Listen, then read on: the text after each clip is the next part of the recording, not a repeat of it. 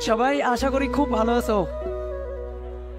তোমাদের এতদিন মোবাইলের স্ক্রিনেই তোমরা আমাকে দেখছো, আজকে আমাদের সবাইকে সামনাসামনি দেখতে পাচ্ছ, ইভেন আমরাও তোমাদের সামনাসামনি দেখতে পাচ্ছি। আমরা আসলে খুবই আনন্দিত তোমাদের এরকম সামনাসামনি দেখতে পেয়ে। বেশি সময় নষ্ট করব না, আমি টুকিটাকি ক্লাস নিতে পারি কিন্তু খুব ভালো বলতে পারি না বা বক্তৃতা দিতে পারি না। তোমাদের ছোট দুইটা পয়েন্টে আমি একটু কথা বলি। তোমরা জানো আজকে হচ্ছে বিশ্ব মা দিবস। একটা সন্তান যখন ভূমিষ্ঠ হয়, মায়ের যে প্রসব বেদনাটা সহ্য করতে হয়, এটা পৃথিবীর সবচেয়ে বড় কষ্টের একটা। তোমরা সবসময় দেখবা মা এই প্রসব বেদনাটা সহ্য করার পরেও হাসি মুখে এটা মেনে নেয়।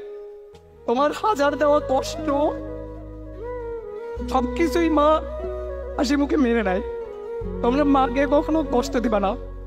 তুমি যখন ক্যাম্পাসে আসবা, তুমি বাসায় যাওয়ার পরে 1 মাস 2 মাস 6 মাস পরে বাসায় যখন যাবা, তুমি বুঝতে পারবা যে তোমার মা আসলে কতটা তোমাকে ভালোবাসে।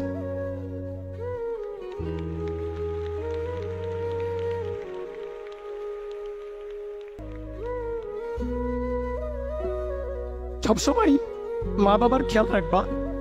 আর একটা পয়েন্টে একটু কথা বলি, সেটা হচ্ছে ভালোবাসা দিয়ে পৃথিবীর সব কিছু জয় করা যায়। হেট স্পিচ বা ঘৃণা এটা পারে না। হেট স্পিচ বা ঘৃণা সংঘাত বাড়ায়। পৃথিবী বয় সংঘাতের এই একটাই হচ্ছে উৎস। এই জিনিসটাকে আমরা চাইলে ভালোবাসা দিয়ে দূর করতে পারি।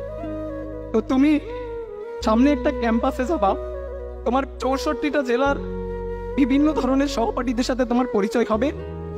তুমি বিভিন্ন কালচার, বিভিন্ন ভাষা, বিভিন্ন বর্ণের এবং ধর্মের মানুষের সাথে পরিচিত হবা, বন্ধু বান্ধবের সাথে পরিচিত হবা।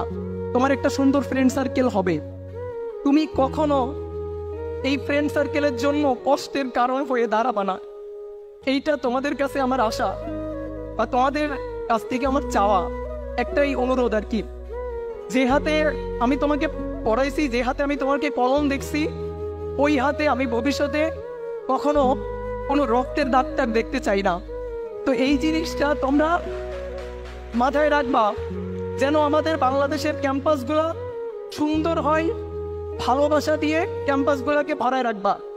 সবসময় চেষ্টা করবা কোনো একটা বন্ধুর বা কোনো একটা সহপাঠীর কিভাবে সামান্য হলেও উপকার করা যায়। সবসময় চেষ্টা করবা তার পাশে দাঁড়ানোর, তার প্রতিকূলতা হওয়ার বা বাধা হওয়ার কখনো চেষ্টা করবা না। হয়তো সাময়িক লাভ পাবা কখনো কখনো, কিন্তু একটা লং রানে গিয়ে তোমার ভবিষ্যতে একটা বড়সড় ধাক্কা খাবা এবং একটা সময় মনে হবে যে তুমি আসলে অনেক বড় একটা ভুল করে ফেলছো। তো এই কারণে সবসময় নিজেকে ধরে রাখবা এবং সবসময় ধর্মের পথে থাকবা, সৎ পথে থাকবা, প্রেয়ারের মধ্যে থাকবা। দেখবা লাইফটা অনেক সুন্দর। যদি কখনো হতাশা লাগে, মা বাবার সাথে কথা বলবা আর ঈশ্বরের সাথে কথা বলবা, দেখবা এই হতাশাটা কেটে যাবে।